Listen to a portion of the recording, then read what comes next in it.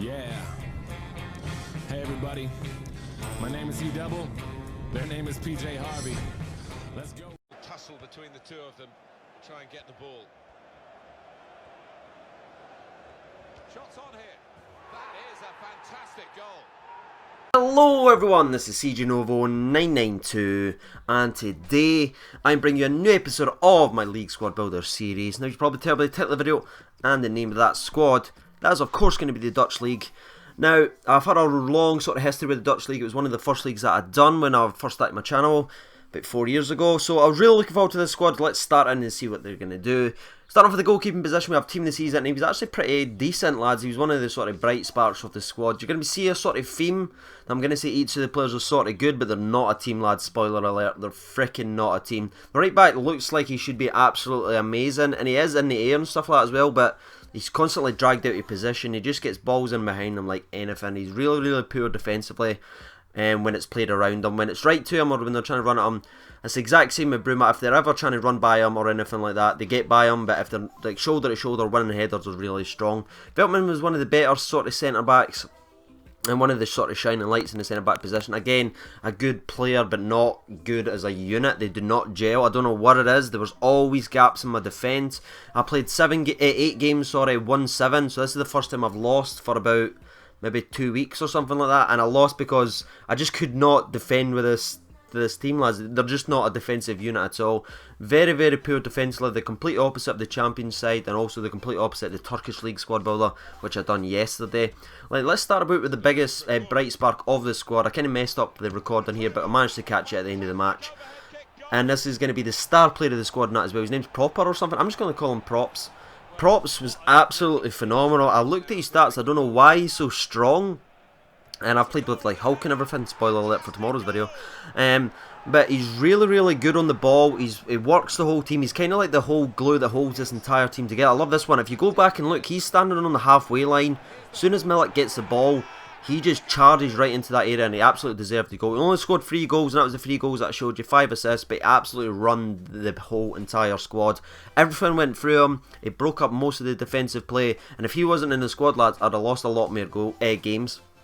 Moving on to the next player, someone I was really looking forward to playing, and this sort of sums him up perfectly. Beautiful footwork, poor finisher. That's kind of what you're going to get with him. He's the nearly man, I like to call him. I think I gave Nani that badge in one of the Portuguese national squad builder. And that's exactly like him. He can do lovely things with the ball, but the amount of the chances I could have flung in here in any clips for him skinning like 5 or 6 different people and then just sort of messing up the shot. That's what he does all the time. I like this one as well. It's really good movement here. Cuts inside, then just finishes with his left foot, I believe. But that's him on a good day, but 9 times out of 10 he will miss that shot, but it will just be 1 or 2 goals a game is the maximum you'll get with him.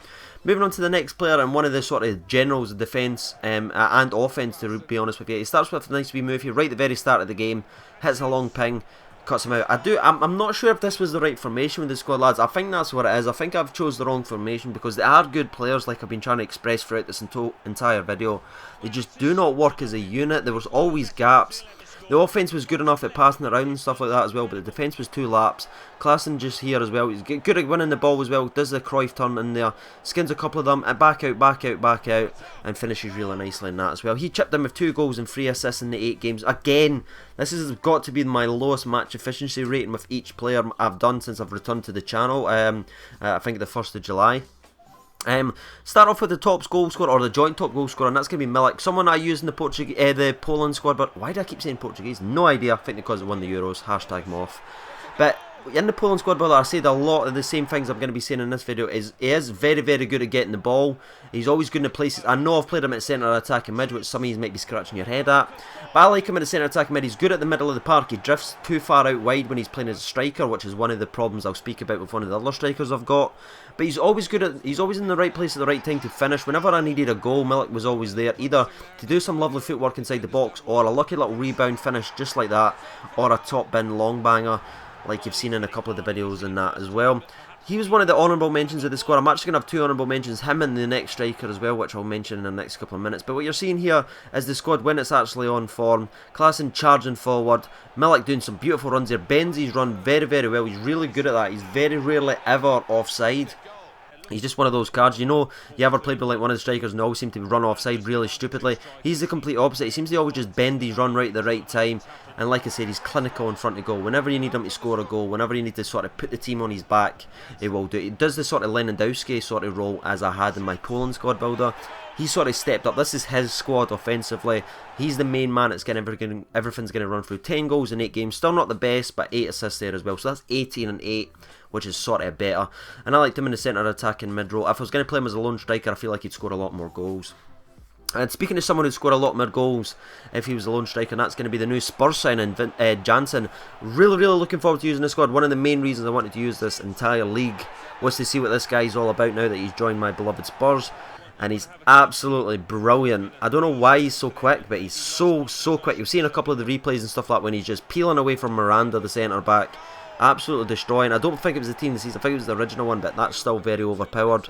He scored a lot of the goals in that as well. You can sort of put the team on his back. His left foot is absolutely deadly. His right foot sort of ignores it completely.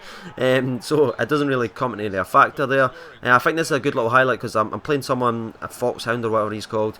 And I just scored against him anyway, and he's trying to do some passing there. This is proper, again, winning the ball, showing you what an absolute team leader he is.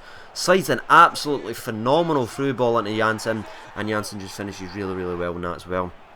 I believe he got the same amount of goals as Milik did as well, 10 goals in 8 games, which is a very good turnaround. Sometimes, if I'm being honest with you, he does drift a little bit too out wide for my sort of opinion. That's why I think if I was playing as a centre, like striker in my 4-3-3-4, which I believe is the best formation in the game, I think he'd have scored a lot more goals. But I was wanting to use the 2 strikers. I did build my usual formation, to be honest with you, right away. And that's showing you his passing ability as well. He cuts that in right there into De Jong, who's going to be my next striker, and he scores that very well in that as well. Looking at some of the other highlights here, I think I've absolutely... I think this is going to be De Jong again, isn't it? Yeah, no, it's Janssen, sorry. So Janssen's cutting in here, using his strike. I love this finish just here. That is an absolutely powerhouse of a finish, lads. I couldn't actually believe it when he chucked that one in top bin. There you go, 10 goals in 8 games again. Right, let's speak about the next player, and that's going to be De Jong.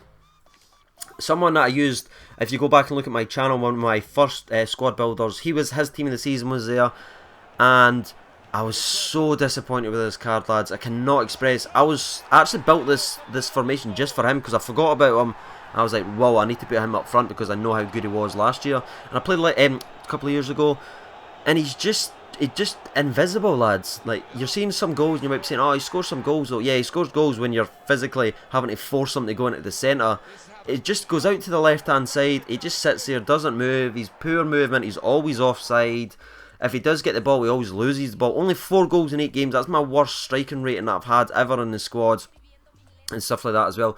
So now you'll be able to see all of the squad rating and stuff like that as well, because I know you guys like seeing that. So you get to see the match rating and things like that as well.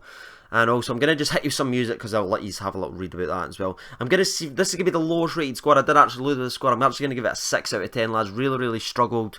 It's a beautiful looking squad, but it just doesn't play as how it looks. But I've been TOTS JANSSEN 992. Thank you for watching, and bye-bye. Mr. Sunshine, Mr. Rainstorm, meet me in the conference room, we need to brainstorm, need some middle ground, need an even keel, but you're a war, pick up sides, give me fever chills, take them both like my flu shot broke, I need to give and take to keep me out of that moat, my head above water, thoughts of those lost this week, all the tragedies say on repeat like we can't shake shit, I can't speak on it, fist to the sky but I can't beat on it, drinking my cup so I'm gonna sip on him, Cam Newton's probably pissed, he can't stiff on him, all these levels of these relative problems, and benevolence is elegance for those who can solve them. I'm feeling pretty low, like I'm stuck at the bottom, but I know I'll rebound like the Bulls with Rodman. I am just exactly what I will be.